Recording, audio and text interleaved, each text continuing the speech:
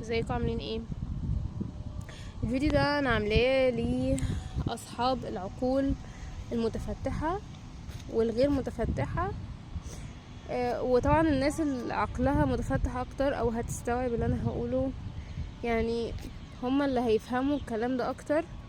ومحاولة مني في الفيديو ده ان انا افتح برضو افاق ناس تانية. تمام. انا اسمي يسرا. تمام. انا في 5 علاج طبيعي. كان بقالي 4 سنين بعاني من توتر القلق العام وانا معرفش، لحد ما جت في سنة 5 لقيت كل حاجة بتتدربك حواليا. وصلت لمرحلة ان انا بخاف وبتوتر وبيجيلي بانيك اتاكس، حاجات انا مش قادرة اتحكم فيها. و لما رحت الثيرابي وكده، دكتورة قالت لي انتي عندك توتر قلق عام بقالك 4 سنين بس كنتي قادرة تتحكمي فيه. وصلت لمرحلة ان انا بقى uncontrollable ومش قادرة اتحكم فيه. توتر القلق العام ده يا جماعة مش مجرد توتر عادي. توتر القلق العام ده بيوقف لك حياتك.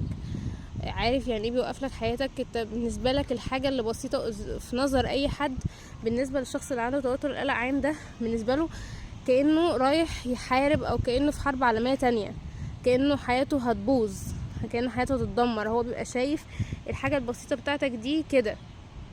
فما تقلش ابدا من اي حد عنده توتر قلق عام. محدش يقولك انا لما كنت ما بتجيلي حالات البانيك اتاك اقول لهم يا جماعه انا ما دخلش الامتحان واجلته عشان خاطر انا متوتره. كان في ناس كتير تتريق وتقول لي ايه توتر ده وايه الهبل ده وايه الكلام ده. والله يعني على قد ما الواحد كان بيتضايق من رد الفعل وان التريقه والكلام ده، على قد ما الموضوع ده لا اتمناه لألد اعدائي، لان مفيش حد، لان احنا في مجتمع، او على فكره الموضوع ملوش علاقه كمان بس المجتمعات العربيه يعني، بس mostly الناس ما بتفهمش يعني ايه مرض نفسي، وبيفتكروا ان انت مرض نفسي يعني خلاص ان انت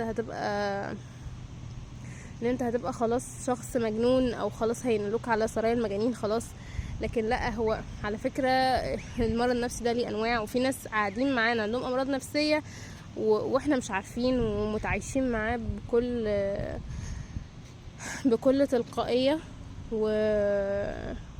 وبكل شفافية. فحابة اقول لكم ان لو حد يعني عنده توتر القلق العام ده، اولا انت مش مجنون ولا انت فيك عيبة ولا اي حاجة. بالعكس، روح للثيرابي، شوف درجة التوتر عندك ده، هل هي محتاج علاج نفسي، ولا ان انت يعني تتكلم مع الدكتور، ولا محتاج علاج دوائي، ولا يحدد لك مستوى التوتر ده. اول حاجة. تمام.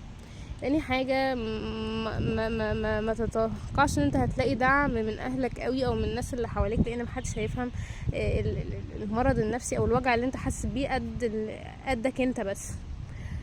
تالت حاجة تقريبا، ان يعني حط في نفسك ان انت علاج الموضوع ده عندك انت، انك تتقبل ذاتك وتتقبل ان انت عندك ضعف وتتوكل على ربنا. مفيش اوحش من انك تبقى عايش ومتنفس بس حاسس ان انت متأيد ومش عارف تعيش، ومحتاج حد يجي يفكلك ايديك ويقولك انطلق.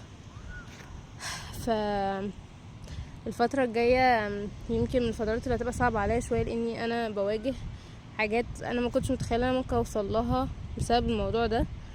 انا حبيت اعمل الفيديو ده، يعني انا مش عارفه هنزله ولا لا، بس لو انا قررت انزله في مرحله ما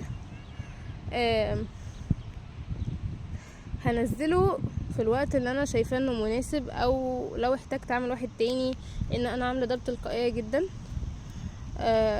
حاسه ان هو طول، بس هو بجد يعني في رساله مهمه قوي، ان بجد التوتر ده مش حاجه بسيطه خالص على فكره.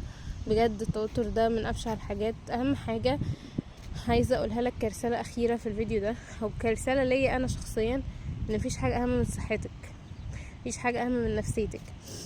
خدي نفس واحده واحده، قومي نفسك تاني للمعركه، او قومي نفسك تاني للمعركه وكمل، ولعله خير. ما نعرفش الخير فين. بس سلام عليكم.